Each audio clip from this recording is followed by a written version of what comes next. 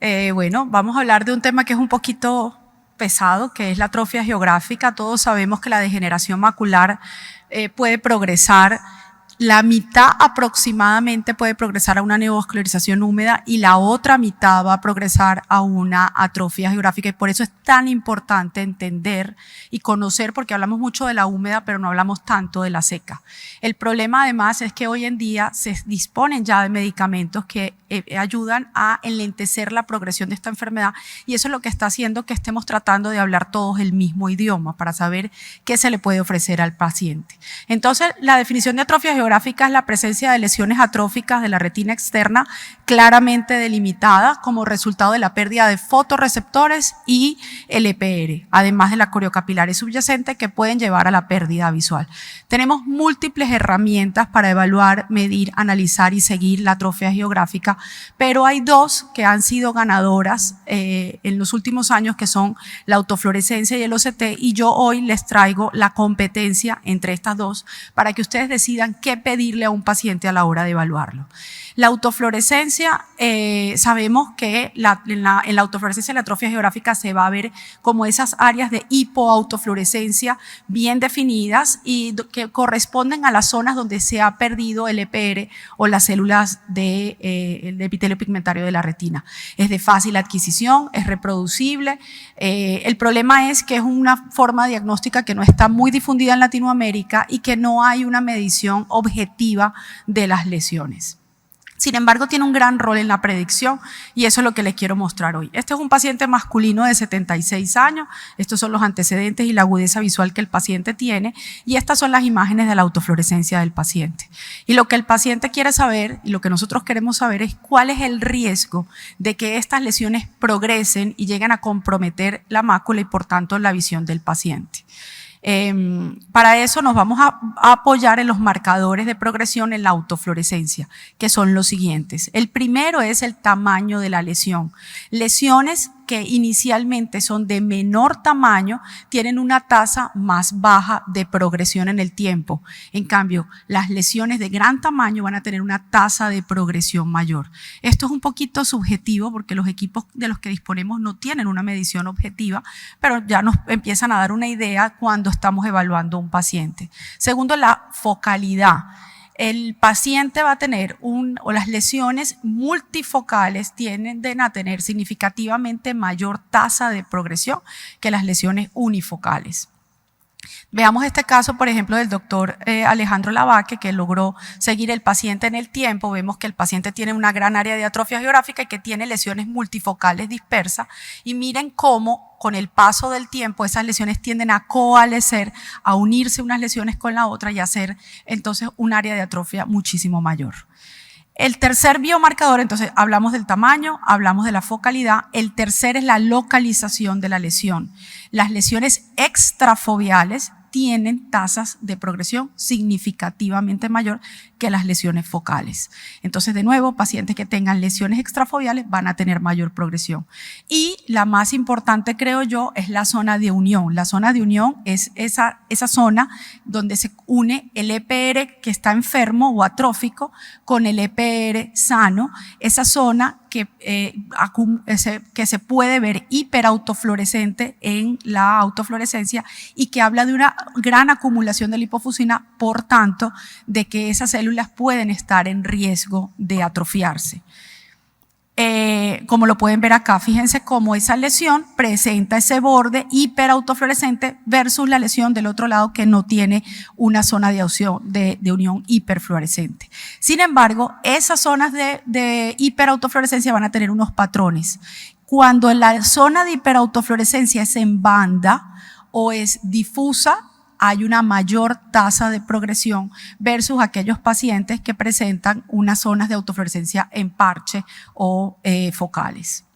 Entonces, biomarcadores de progresión, aquí los tienen resumidos: lesiones de gran tamaño, lesiones multifocales, que tengan localización extrafoveal, que tengan una zona de unión hiperautofluorescente y que esa zona de unión tenga un patrón en banda o un patrón difuso.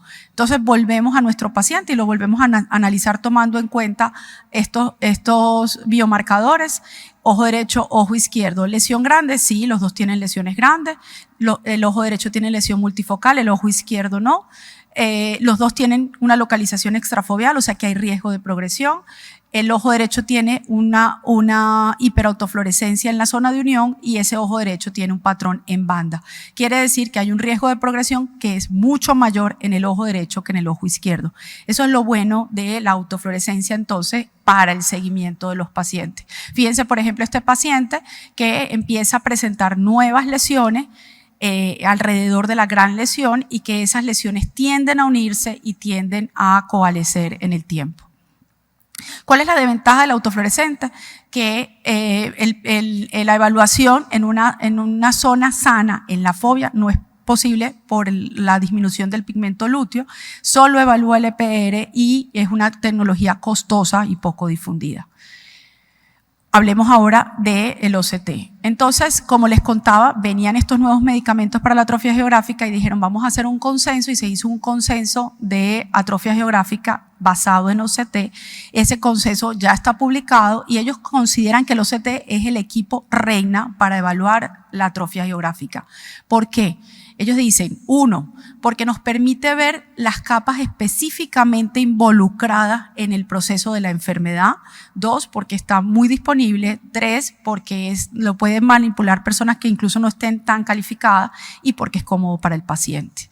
Ellos dicen, en el contexto de la atrofia, el término atrofia habla de pérdida de tejido o atenuación irreversible del tejido.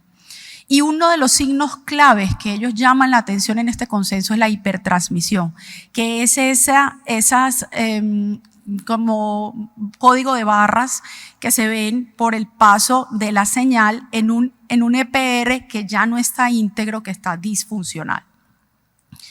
Bueno, y hacen mucho hincapié en el conocimiento y el análisis de la anatomía de la retina externa. Entonces ellos dicen, analicemos las estructuras o las capas de la retina externa que van a estar comprometidas en ese proceso de la atrofia. La plexiforme externa, la nuclear externa, que lo habíamos hablado antes ya, la membrana limitante externa, la elipsoide y la interdigitación del EPR. Esas 5 capas constituyen la retina externa. Y apréndanse esas siglas, que retina externa en inglés es ORA, porque es el término que ellos van a utilizar para hacer la clasificación. Cualquier daño, pérdida de continuidad o atenuación en esas capas habla de atrofia de la retina externa o ORA. Adicional a lo que vamos a ver ahorita, que es el EPR. Ellos dicen, la atrofia es un proceso complejo y gradual que va a pasar de una etapa a otra, va inicialmente a comprometer, puede haber presencia de atrofia del EPR sin que haya puede haber presencia de atrofia de la retina externa sin que haya atrofia del EPR, pero cuando haya atrofia del EPR siempre va a haber atrofia de la retina externa. Y en base a eso, ellos hacen una clasificación que es un poquito engorrosa. Vean las siglas de ORA en la parte inferior de la tabla que hablan de atrofia de la retina externa y le agregan la sigla C o I si la atrofia es completa o incompleta.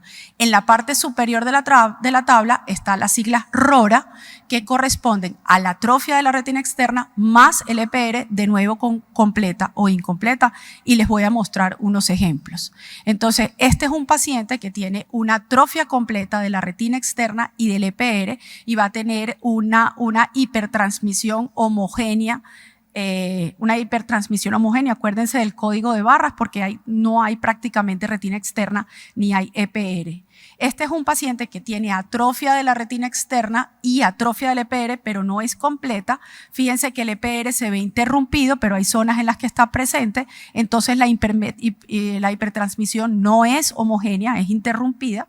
Este es un paciente que tiene intacto el EPR, pero tiene atrofia de la retina externa completa. Fíjense que no se ven las bandas de la retina externa, por eso es una atrofia de la retina externa completa.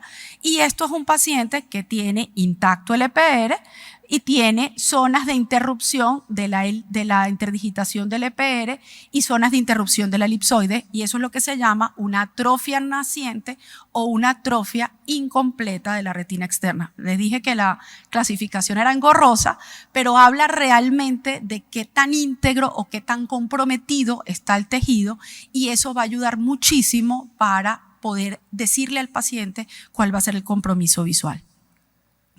Entonces, ellos reconocen que el término atrofia geográfica está muy arraigado. Ellos dicen que se haga uso solamente en presencia de neovascularización. Yo personalmente uso el término de atrofia geográfica cuando hablo de autofluorescencia por esa distribución geográfica de la lesión, pero no lo uso cuando estoy hablando del OCT. Y otras conclusiones del consenso es que sí, hay pacientes que por sí solo no es suficiente tener el OCT, entonces ellos recomiendan usar el uso combinado del OCT y la autofluorescencia, y que el enfoque multimodal puede ser valioso. Como conclusión, OCT o autofluorescencia, pues yo pienso que efectivamente el OCT es ganador para detectar tempranamente y hacer un diagnóstico integral de las estructuras comprometidas, pero sigo pensando que la autofluorescencia es la ganadora para el seguimiento y la predicción del crecimiento de las lesiones de los pacientes. Muchísimas gracias por su atención.